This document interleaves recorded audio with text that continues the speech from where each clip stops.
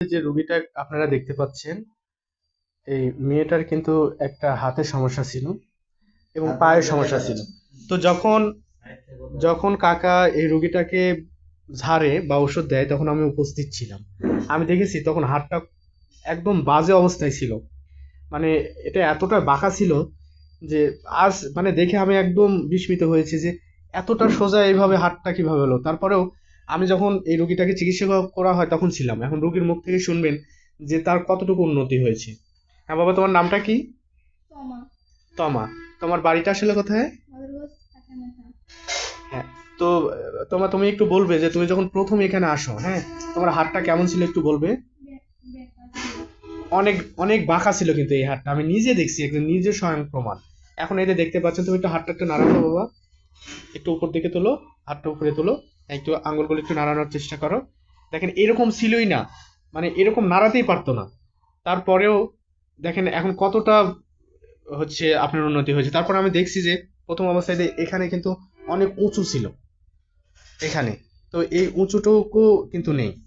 তো এই দেখেন কতটা মানে অত দূর থেকে আসছে, মানে ভালো না হলে কিন্তু একটা কবিরাজের কাছে কিন্তু একটা মানুষ আসে না। হ্যাঁ, তো দেখেন অবশ্যই উন্নতি হয়েছে, বরং উন্নতির জন্যই কিন্তু এখানে তার আসা।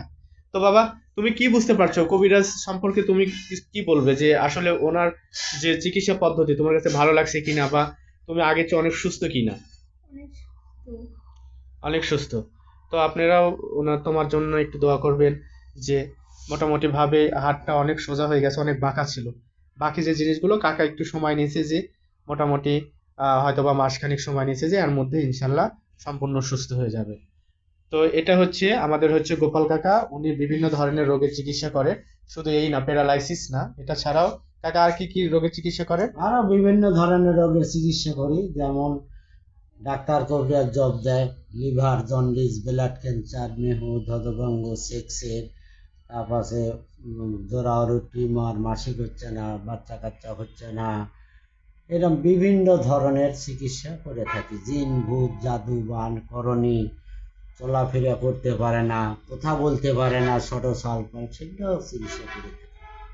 ধন্যবাদ। তো এই দেখেন, ওই মেয়েটার তোমার আম্মুর সাথে একটু আমরা কথা বলবো। আপনি একটু বলবেন যে আপনার মেয়ের আগে কি অবস্থা ছিল আর এখন কি হচ্ছে, একটু বলবেন। এখানে আইসে আপনি কি উপকার পাইলেন না? হ্যাঁ, উপকার পাচ্ছি দেখি তো ওখানে আসছি, উপকার কি না পাইলে কি এখানে আসলাম হয়। হ্যাঁ, তাহলে আপনার হচ্ছে গ্রামের মানে দেশের বাড়িটা কোথায় একটু বলবেন? মাদারগঞ্জ কাঁচামাথা। বদরগঞ্জ। তো দেখেন এত দূর থেকে কিন্তু এখানে চলে আসছে। তো দেখতে পাচ্ছেন, তোমা আপনার একটু দোয়া করবেন যেন তোমা সম্পূর্ণ